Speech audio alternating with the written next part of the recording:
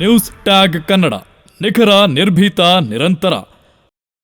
August 10ರಂದು ಬೆಳಗ್ಗೆ 10:30ಕ್ಕೆ ಬಳ್ಳಾರಿ ನಗರದ Basavarajeshwari public ಶಾಲೆಯಲ್ಲಿ ಕಥೆಗಳ ಕುರಿತು ಮಾತುಕತೆ ಮತ್ತು ಸಂವಾದ ಎಂಬ ಕಾರ್ಯಕ್ರಮ ಜರುಗಲಿದೆ ಎಂದು ಇಂದು ಏರ್ಪಡಿಸಿದ ಪತ್ರಿಕಾಗೋಷ್ಠಿಯಲ್ಲಿ ಲೋಹಿಯ ಪ್ರಕಾಶನದ ಸಿ ಚನ್ನಬಸವಣ್ಣ ತಿಳಿಸಿದರು. ಸಾಹಿತಿ, ಕಥೆಗಾರ ದಿವಂಗತ ಡಾಕ್ಟರ್ ರಾಜಶೇಖರ್ ನೀರ್ಮಾನ್ವಿ ಅವರ ನೆನಪಿನೊಂದಿಗೆ ಈ ಕಾರ್ಯಕ್ರಮ ನೆರವೇರಲಿದ್ದು, ಶ್ರೀಮತಿ ಸವಿತಾ ನಾಗಭೂಷಣ್ ಉದ್ಘಾಟಿಸಲಿದ್ದು, ಶ್ರೀಮತಿ HR ಸುಜಾತ ಅಧ್ಯಕ್ಷತೆ ವಹಿಸಲಿದ್ದಾರೆ. ಬೆಳಗಿನ ಮಾತುಕತೆಯನ್ನು doctor Rajendra Chenni, doctor P Bharathi Devi, ಮಧ್ಯಾಹ್ನದ ಮಾತುಕತೆಯನ್ನ ಡಾಕ್ಟರ್ ಅಮರೇಶ್ ನಗಡೋಣಿ, ಡಾಕ್ಟರ್ ಚಿದಾನಂದ ಸಾಲಿ, ಸಮಾರೋಪದ ನುಡಿಯನ್ನ ಶ್ರೀ ಚಂದ್ರಕಾಂತ್ ವಡ್ಡು ಅವರು ನೆರವೇರಿಸಲಿದ್ದಾರೆ ಎಂದು ತಿಳಿಸಿದರು.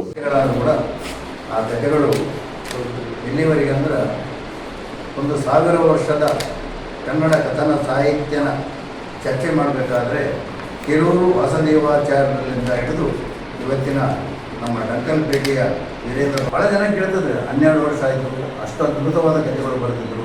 ಆ ಮುಂದಿನ ಅರಮನೆಯವರೆಗೆ ಬಂದ ಮೇಲೆ ಸಾಹಿತ್ಯ ಚರ್ಚೆ ಮಾಡಬೇಕಾದ್ರೆ ಒಂದೆಲ್ಲ ಒಂದು ಕಾರಣಕ್ಕೆ ನೀರ್ಮಾನ್ಯವರನ್ನ ಉಲ್ಲೇಖ ಮಾಡಲೇಬೇಕಾಗುತ್ತೆ.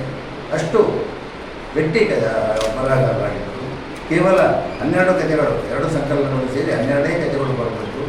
ಒಂದು ನಾಟಕ, ಆಮೇಲೆ ಒಂದು ಒಡಿಯಾದ ಜ್ಞಾನಪೀಠ ಪ್ರಶಸ್ತಿ ಕವಿ, ಭಾಳ ಜನ ಗೊತ್ತಿಲ್ಲ ಅವರು, ಸೀತಾಕಾಂತ್ ಮಹಾಪಾತ್ರ ಅಂತೇಳಿ ಅವ್ರನ್ನ ಕನ್ನಡದಲ್ಲಿ ಸಾಹಿತ್ಯ ಅಕಾಡೆಮಿಗಾಗಿ ಒಂದು ಪರಿಚಯಾತ್ಮಕ ಒಂದು ಪುಸ್ತಿಕೆಯನ್ನು ಅನುವಾದ ಮಾಡಿಕೊಟ್ರು ಇಂಗ್ಲೀಷ್ನಿಂದ.